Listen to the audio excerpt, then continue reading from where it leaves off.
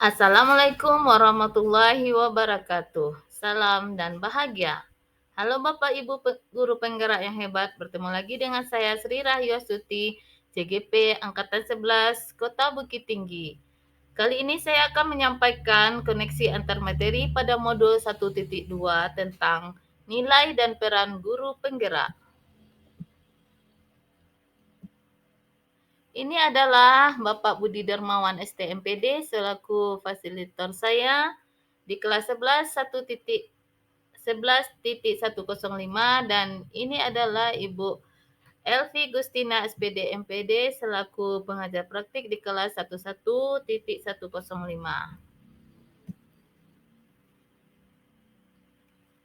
Pada tugas koneksi antar materi modul 1.2 ini, kami sebagai CGP ditantang untuk melakukan refleksi menggunakan model 4P yang sudah dipaparkan dalam eksplorasi konsep. Yang pertama yaitu peristiwa, yang kedua yaitu perasaan, yang ketiga adalah pembelajaran, dan yang terakhir adalah penerapan. Ini adalah susunan dari refleksi 4P. Yang pertama, refleksi 4P-nya adalah peristiwa. Apa yang saya pelajari dari modul 1.1 dan modul 1.2 merupakan momen penting dan mencerahkan pada modul 1.1 tentang filosofi Ki Hajar Dewantara, yaitu yang pertama, saya mempelajari adalah murid itu bukan kertas kosong. Yang kedua, menuntun murid itu harus sesuai dengan kodrat alam dan kodrat zaman. Dalam modul ini, saya juga belajar tentang azas trikon dalam pendidikan. Lalu saya bicarakan juga tentang implementasi budi pekerti dan sosiokultural pada murid. Disesuaikan dengan wilayah masing-masing. Lalu momen penting dan mencerahkan yang berikutnya adalah tentang tujuan pendidikan. Tujuan pendidikan itu adalah membawa murid atau anak untuk mendapatkan keselamatan dan kebahagiaan setinggi-tingginya. Lalu di modul 1.1 ini, saya juga belajar tentang trilogi pendidikan menurut Ki Hajar Dewantara, yaitu Ingarso Sung Tulodo, Ingmadio Mangungkarso Tuturi Handayani.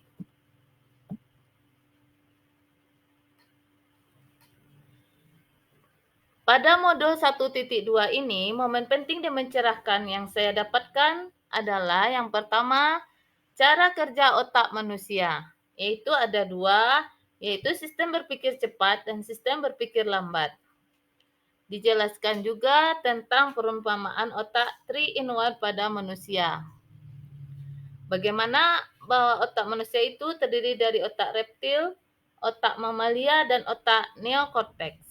Lalu dijelaskan juga tentang 5 kebutuhan dasar manusia secara kebutuhan genetisnya.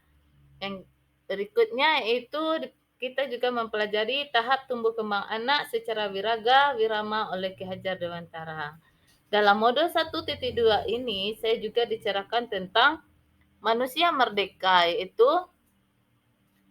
berdaya dalam memilih atau teori pilihan. Kemudian manusia mereka tentang termotivasi dalam diri sendiri atau motivasi intrinsik. Di momen penting modul 1.2 ini juga dijelaskan tentang nilai-nilai guru penggerak. Seorang guru penggerak itu harus bisa memahami dan menjiwai nilai-nilai dari seorang guru penggerak. Guru penggerak itu diharapkan bisa menjadi pemimpin dan pengelola perubahan sebagai pemimpin perubahan. Guru penggerak diharapkan mulai berlatih dan mengadopsi kebiasaan berpikir secara sistem. Nilai-nilai guru penggerak tersebut diantaranya adalah yang pertama berpihak pada murid, yang kedua mandiri, ketiga reflektif, keempat kolaboratif, dan yang terakhir adalah inovatif. Momen penting lainnya dan mencerahkan juga pada modul 1.2 ini adalah peran guru penggerak.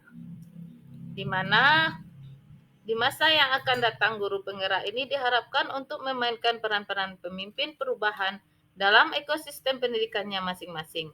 Kepemimpinan seorang guru tentunya akan lebih maksimal jika memiliki keterampilan ataupun kompetensi yang sesuai dengan tujuan pendidikan. Peran-peran guru penggerak ini ada 5. Yang pertama, menjadi pemimpin pembelajaran. Yang kedua, menjadi coach bagi guru lain.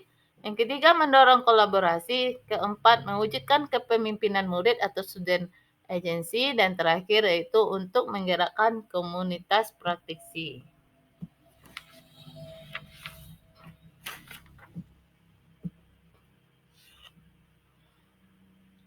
Nah, sekarang kita akan membahas tentang kaitan antara modul 1.1 dan modul 1.2. Dari yang saya pelajari, yang pertama kaitannya adalah berpihak pada murid dan menjadi pemimpin pembelajaran.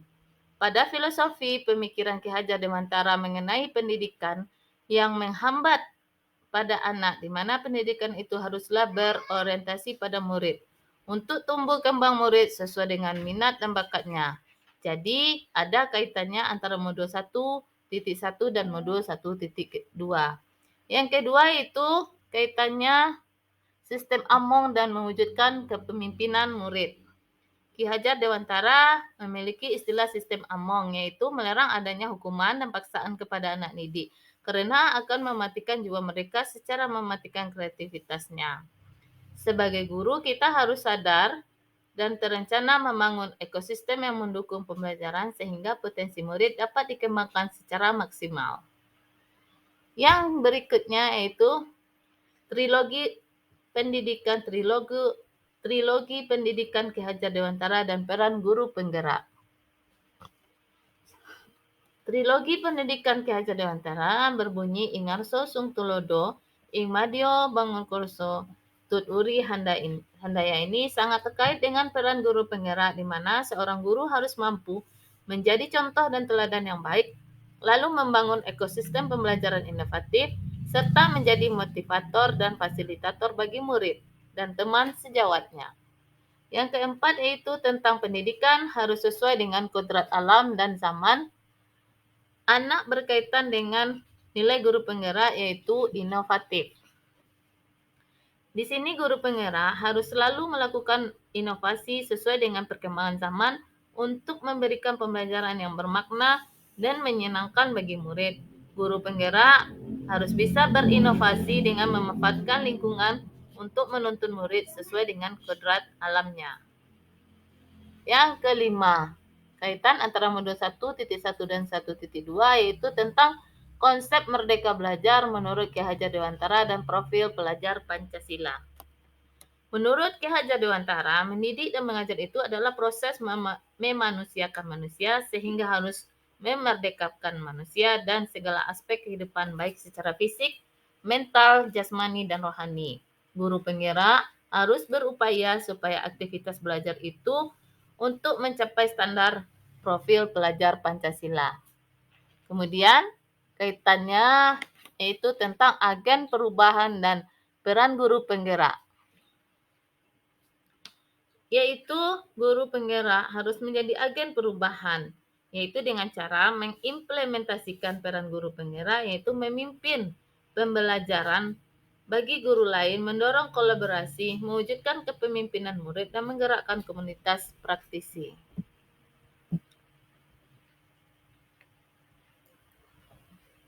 Refleksi yang berikutnya adalah tentang perasaan. Saat momen itu terjadi, saya merasa bagaikan terbangun dari mimpi panjang, di mana selama ini proses pembelajaran itu yang saya laksanakan yaitu tidak berpihak pada murid. Saya beranggapan bahwa murid hanya menuruti semua apa yang saya katakan dan pembelajaran itu harus sesuai dengan apa yang saya mau. Saya juga merasa saya sebagai guru yang gagal, di mana saya belum berusaha untuk mencapai tujuan pendidikan. Seperti yang disampaikan oleh Ki Hajar Dewantara, yaitu pendidikan itu harus memberi tuntunan terhadap segala kekuatan kodrat yang dimiliki anak, agar ia mampu mencapai keselamatan dan kebahagiaan yang setinggi-tingginya, baik sebagai manusia maupun sebagai anggota masyarakat. Saya juga merasa menjadi guru yang gagal karena belum bisa menjadi agen perubahan dalam pendidikan.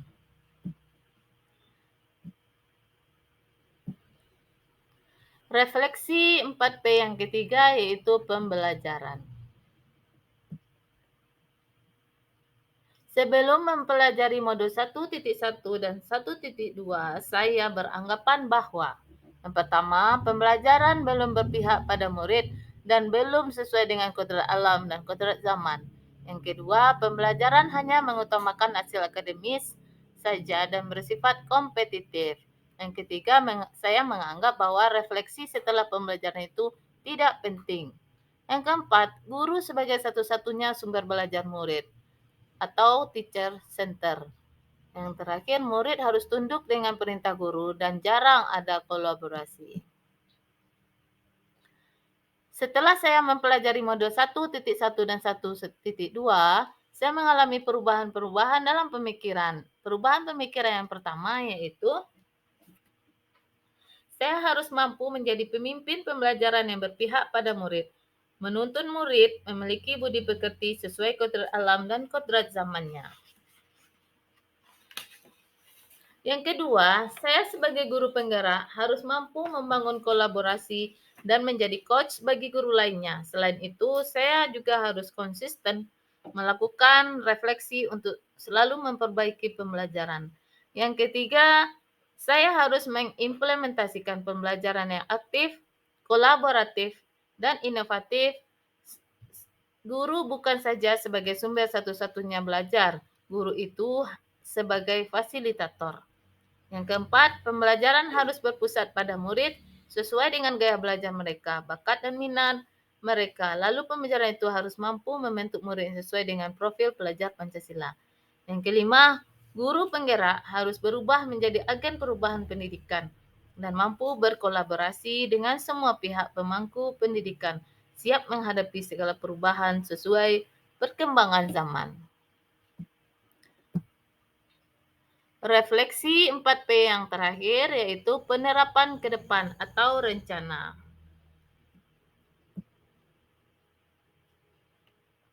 Yang akan saya lakukan dalam pengembangan diri yang sederhana, konkret dan rutin yang dapat saya lakukan sendiri dari sekarang untuk membantu menguatkan nilai-nilai dan peran saya sebagai guru penggerak yaitu pertama, mulai menerapkan pembelajaran yang berpihak pada murid dan mengimplementasikan nilai-nilai guru penggerak. Yang kedua, aktif secara mandiri mengikuti pelatihan untuk selalu mengembangkan kompetensi diri. Yang ketiga, saya akan berkolaborasi dengan teman sejawat, wali murid, dan komunitas praktisi untuk meningkatkan kualitas pendidikan. Yang keempat, melakukan inovasi pembelajaran dan membangun pembelajaran yang mewujudkan profil pelajar Pancasila.